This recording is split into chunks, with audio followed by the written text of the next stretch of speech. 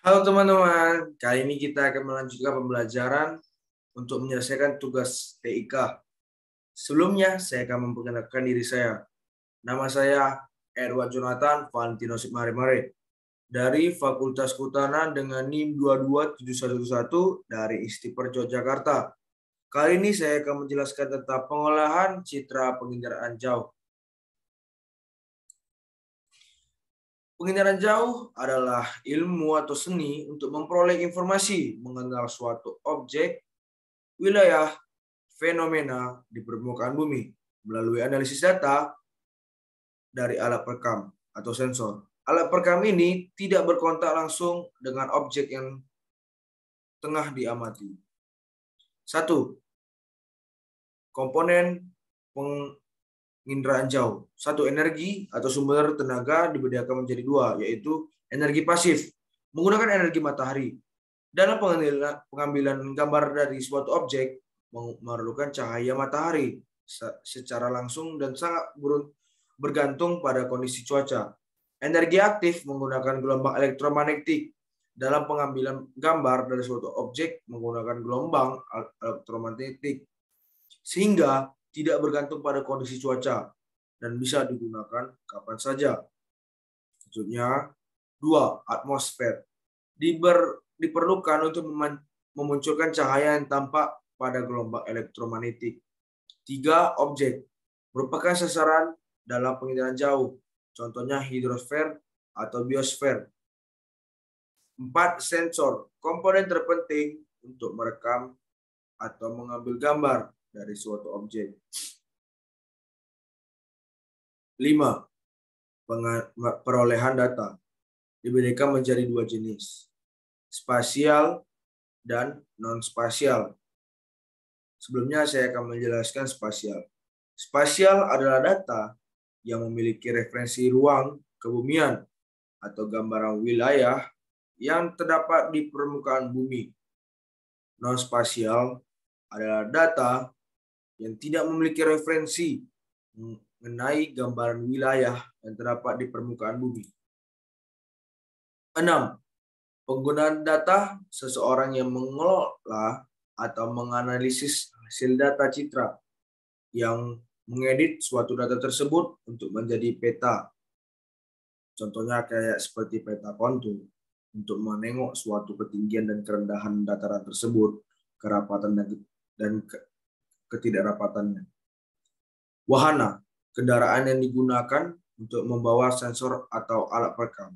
Contohnya seperti kayak drone. Drone juga sebentuk penginderaan jauh. Pengolahan citra satelit. Nah, di sini kita sudah tahu bahwa yang kita olah memakai satelit. Sebelum itu, kita harus menjelaskan apa itu citra. Citra adalah hasil penginderaan jauh, dan citra dibagi menjadi 2 jenis, yaitu citra foto dan citra non-foto. Dalam perekaman objek menggunakan sensor kamera, ya seperti tadi sensor kamera.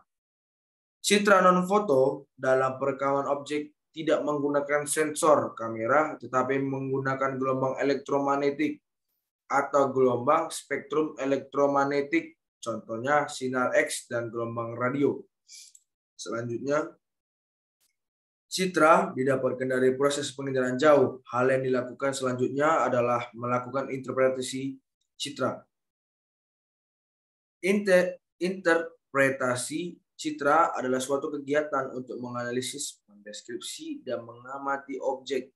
Langkah-langkah interpretasi citra yaitu ada 2, deteksi dan identifikasi. Yaitu deteksi adalah upaya pemantauan untuk mengetahui benda atau gejala baik yang nampak maupun tidak nampak. Identifikasi yaitu kegiatan untuk mengenali objek yang tergambar pada citra. Objek dapat dikenali berdasarkan ciri yang terekam oleh sensor menggunakan alat stereoskop. 3 ciri utama yang dapat dikenali yaitu spektral, ciri spasial, dan ciri temporal.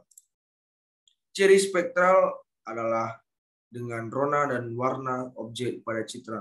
Ciri spasial berkaitan dengan ruang meliputi tekstur, bentuk, ukuran, pola, bayangan, dan asosiasi. Ciri temporal berkaitan dengan waktu pada saat perekaman. Analisis yaitu pengelompokan objek yang sudah diamati. Dedukasi yaitu proses akhir dari interpretasi peta yang menjadi kesimpulan akhir atau penentuan jenis pada objek citra. Pemanfaatan penginderaan jauh. 1.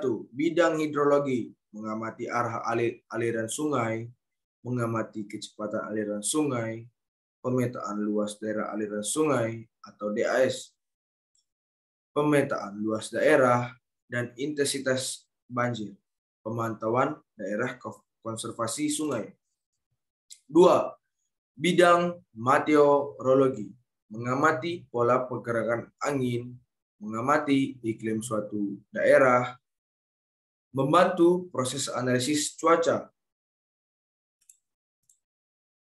3. Bidang oceanografi, mengamati gelombang air laut dan pasang surut, pemetaan potensi sumber daya laut, pemantauan perubahan pantai akibat abrasi atau sedimentasi.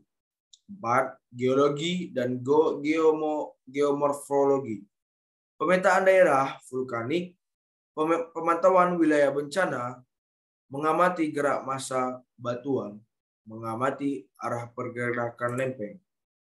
5.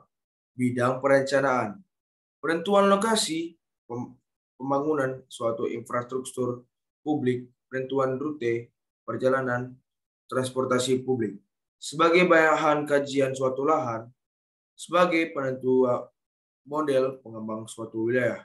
Dapat kita lihat bahwa pengolahan citra jauh atau penginderaan jauh berperan sangat penting saat ini untuk membantu manusia di berbagai macam bidang seperti bidang meteorologi, hidrologi, geologi, atmosfer, sampai perencanaan wilayah.